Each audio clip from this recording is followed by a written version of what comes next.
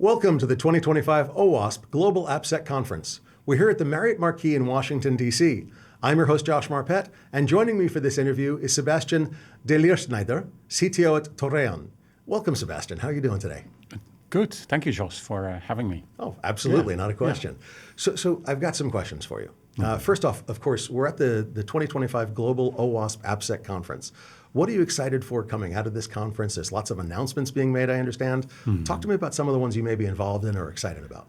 Well, I'm not directly involved, but there's the new OWASP Top 10. Yeah, I know. That's really cool. Like right now, actually, as we're speaking. Is it really right now? Yes. Oh, gosh, So, I want to see that. Yeah. I was honestly thinking of taking bets. You know, what do you think your top three? Actually, what do you think is going to be added or taken away? Well, injection is going to stay. That's for sure. Not even a question. We had a new entry in secure design. Oh, nice. Okay. Well, with the last version. Yeah, with 2021, wasn't it? Yes, with 2021, and that was at the 4th position. I think it's going to go up. Oh, really? Yes. Yeah. Okay. But then I'm biased. We're That's where you live. Yeah. That's where you live. We do lots of security by design and threat modeling, and yeah. Okay, so like I think that the top 10 is going to change fairly drastically. I'm betting that there's going to be at least 2 or 3 about AI and LLMs added onto it. We'll see. Yes. They may have to expand it to the top 70. We'll see. It's going to be tough. I'll be very honest because some of the things on there are really starting to be outdated, but some of them have also just been rolled up into other categories. Yeah. Anyway, irrespectively. Yes. So one of the things I know you're interested and excited about is the SAMM. Yes. The Security Assurance Maturity Model. Did I get that right? It's just software assurance maturity model. I'm sorry. Maturity model. I think security. My apologies. Totally so and then with the CRA, not the Cyber Risk Alliance, where the podcast that I'm on, but the Cybersecurity Resilience Act, right? Yes. Tell me how those interact. Do you mind? Yes, absolutely. So first of all, OWASP SAMM, Software Assurance Maturity Model, is obviously a maturity model where organizations and people can use it to actually understand what they're doing in terms of software security. So you can measure your effectiveness of your AppSec processes. How good are you at secure design, testing, operations? And by measuring it, you can also improve it. And the maturity model actually provides in descriptive levels. Okay. And you can actually then use that model to improve. So is it like, are you familiar with the NIST CSF, the cybersecurity framework? Yes. Is it like that type of maturity model where it's almost a dimensionless, you have like various levels of grading, but it's not like you're at a 7.2 and you need to be at an 8.3. It's a little bit of softer grading. Yes, it is. Okay, yes. good. So it's very similar. You'd compare it with NIST SSDF.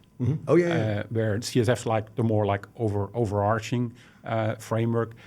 This is really for software security. Okay. So it's focused on that. And it has 3 levels, actually 4. The first level is you're not doing something. Zero. Yeah. 0, 1, 2, 3. So ad hoc, you're improving, and you have feedback cycles.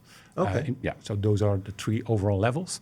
Now, the name of the game here is not to have the highest level.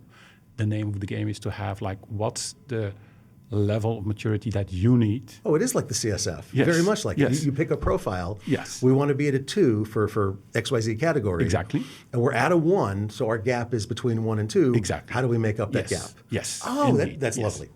I'm a big fan of that. That's how it works. That's how it works. Now, what's the relationship with Cyber Resilience Act? Yes, please. Yes. Now, first of all, Cyber Resilience Act is a European regulation. So it was voted and published last year, December. It went into force, and so it's going to be in force in 2 years. Okay, right. So I didn't remember. Yeah. So you have some time to adapt. And the scope here, you can compare it with like GDPR. And GDPR is for personal data, it's privacy. Here, it's totally different in a way that it's for products. It's a product security regulation. Define products, because there's a lot of different definitions under that world. Yes. It's actually defined within CRA. It's what's called a PDA, a product with a digital element. So it's something tangible, like think webcam, think a controller, cell phone. The cameras. Yes, exactly. But with a digital element. So there has to be some processing, there has to be some connectivity. Like So- if you take like a regular fridge Right. that you're just using for its functionality, and I it's mean, there's not still connected. there's still thermocouples and But if it's not connected, if it's not smart, it's out of scope. got it. That's the Yes, difference. that's if the it's difference. internet connected or Yes. network connected, Yes. then it's in scope. Yes. Got it. Yes. Okay, perfect. Thank you. And nowadays, everything is connected. Not my fridge. I'm not buying one of those. I'm Yes. sorry. Very soon, you'll not be able to buy a fridge that's not connected. I can make it not connected. I Yes. have a soldering iron, and I'm annoyingly Yes. stubborn. But even there, as a manufacturer, if you want to sell that fridge in the European Union as of 2027, you have to become compliant with the CRA. What does that mean? It means that you have to do the minimum in terms of security. Like you have to do security by design, you have to do like vulnerability management. So if there is For how long? at least 5 years. Okay, so I buy that fridge, yes. that smart fridge, Yes. and I leave it smart because, Yeah. and I leave it smart, and they have to provide me with security updates for 5 years. At least, and as long as they as long as they maintain it, which can be longer than 5 years. Yes. Right, if it doesn't Yes. end of life for 7 years, Then they have to maintain that update it for 7 years. Yes. So in terms of updates, free updates in terms of security, independent of the functionality. So you have to provide separate updates in terms of security. So how does it work? And What if I buy? because it's not only that. Wait, is it like GDPR? If I buy a European fridge, it still it still has to happen over here. GDPR is cross-jurisdictional, you know. I know. Or This is really extra-jurisdictional? so. What do they tie it to? You know this CE label. Yeah. So Everybody knows that. Yeah, of course. yes, whenever you're going to build a new product and bring it into the market as of December 2027, that CE label have to support with the attestation that you actually are compliant with CRA. No kidding. Yes. And they have also like fines if you're not doing Because most it. of the U.S. manufacturers, or because they ship the same thing overseas. Exactly. So even then, the U.S. manufacturers Yes. would, and anything that ships into the U.S. would still have to have the security updates. Yep. Because if you're a French manufacturer or an Alabama manufacturer, you're probably making it for each other's markets as well. Yes. Oh, that's wonderful. It is. Well, I would say from a security point of view, it's wonderful.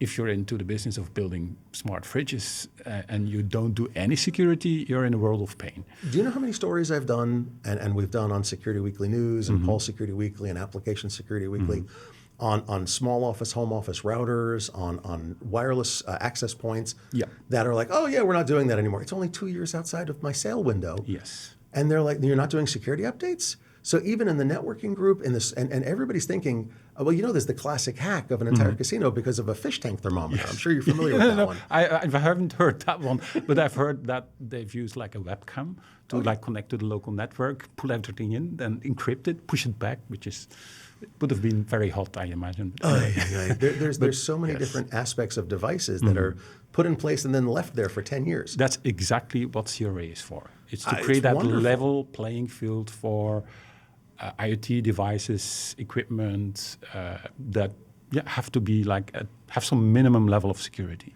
Yes. So the OWASP SAMM, the Software Assurance Maturity Model, enacts or helps a company provide proper updates for the CRA, provide proper compliance with the CRA. Exactly. Am I correct? Yes. Okay. That's the whole Is idea. it sort of the designated framework, or is it just one of many you can use? No. So just to be very clear, so OWASP SAMM already exists like since it's been around for a long time. 2007, 2008. Okay. Yeah, it's been around for a while. That was way before CRA. So now what SAMM is really good at is to align your AppSec processes with your risk posture, but also to demonstrate compliance with CRA, but also any other regulation out there. Oh, really? Yes. Oh. As long as it covers AppSec. Of course, it has to be AppSec, Of right? course, I mean- it has to be related to software security. So Oh, very nice, very nice. yeah, And you've been working with the SAM model. You said you've been with OWASP as a volunteer for 20 years or something like that? Yes. So I was not the original project leader, so that was Pravir Chandra who created it. But we took over the project in 2012. And you've been doing it since then? Yes. Wow, congratulations. Well, not me myself. It's Well, there's we a have whole team of people. Yes. And I respect that. But still, congrats to the entire team. But that's lovely that you've been maintaining this standard so long. And so successfully. I mean, I've heard about it, I can't even tell you how many times over the past few years. Yeah. We've seen a huge uptick in number of downloads, in people, organizations using it. And also, for the last couple of years, we've started a benchmark. So we are actually... Explain. So people and organizations, when they do an assessment, a self-assessment or third-party assessment, they can also submit that data in an anonymous way to us, to the project, and we compile regular yearly benchmark reports. Oh, I want to see one of those. Well, You've got to send me one, or I'll download it. I'm sure it's available on the website. It's available on the website. What's the website for SAMM? So OWASPSAMM.org. OWASP, SAMM.org. OWASPSAMM.org. And that's easy. Okay. It's very easy. Because the first question that we have is like, okay, how do we do this? And there's lots of resources available to start up and improve your secure software development lifecycle. Right. Second question we get is like, okay, but now that we know our posture, how do we compare?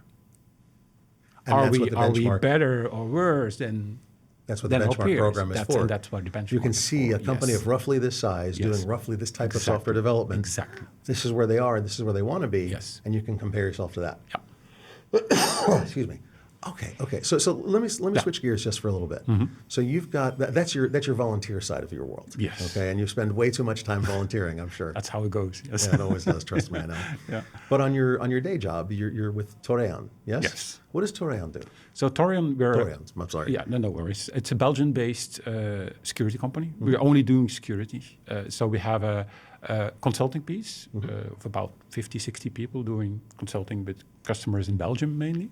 We also have like a local company does trainings for DPO, CISOs, Data Protection Institute. We're most known internationally for our threat modeling and threat modeling trainings. We've been doing, so I've been doing threat modeling training at Black Hat for nearly 10 years now. We call it whiteboard hacking. So it's the least technical training at Black Hat, but it's, I think, personally buys one of the most important ones because it teaches you how to use your most important tool. I'm going to tell you something. Yes. I advise companies. I'm a NINES faculty member. And they tell me, like, we need to understand what we should do right now. I'm like, great, what's your threat model look like? Exactly. And they go, what do you mean? Like, well, if you don't know who you're protecting against and you don't have your risks and you don't have your threats, your risks, and your vulnerabilities, you don't know what you should buy, what you should spend, how you should allocate your resources. Absolutely. And they go, really? Like, yeah, really? Yes, of course. And so threat modeling is vastly important, but it seems so simple. People don't do it because it's not sexy enough, I think.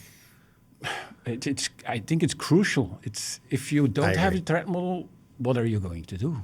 And so it's Yeah, are you protecting from a nation state? Are you protecting from a script kiddie? Are you protecting from who are your threat actors? What are the potential threats? Yes. Where are your vulnerabilities and risks? Because you match that all together and you get, how much money are we spending on protecting this stuff? Yeah, you have to align that to your risk appetite and oh my God. Yes. Wait. Yeah. But there's no like sexy hacking and typing on keyboards and green screen type and there's no ski masks. Come on, man. How do you do this without a ski mask? I can put on a ski mask next time. That helps. Okay, so yes. I'm sorry, that was great. No. But anyway, so we're most known for that. So we do threat modeling trainings. We help customers setting up programs. We actually now have people in the US congratulations. that are doing that for us. Yes. Here. So you've expanded into the US. Indeed. Congrats, yes. That's lovely. Yeah. I'm excited to hear that. I mean, there's some threat modeling companies here in the U.S., but not very many. Mm-hmm. I was actually just talking to one. I ran into a company. I haven't spoken to the founder in, 15 years now. Mm-hmm. And I'm like, wait, are you Archie's company? They're like, yeah.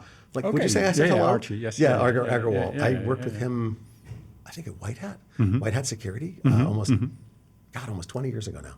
Okay. I'm old. Oh. Okay. So if you had to wrap up all the stuff about SAMM, all your ideas about SAMM and CRA for a company writing application software now, what would you say? So CRA is really going to hit a lot of organizations that have never really been concerned about software security. So instead of them doing just like ad hoc stuff for CRA, it's better to look at a framework and a maturity model to be ready also for the next kind of regulations and compliance requests they're going to get over the course of the next couple of decades. So it's better to invest in something that's durable, that helps you to align your security of your products to what is important for you and your customers, and then demonstrate compliance with something like CRA. That's beautiful, beautiful, beautiful. Sebastien, thank you. Thank you, Sebastien, for joining me today. This was absolutely wonderful. To find all of Cyber Risk Alliance coverages of this event, please visit securityweekly.com/OWASP AppSec, all one word. Stick around. We'll be back with more expert interviews shortly.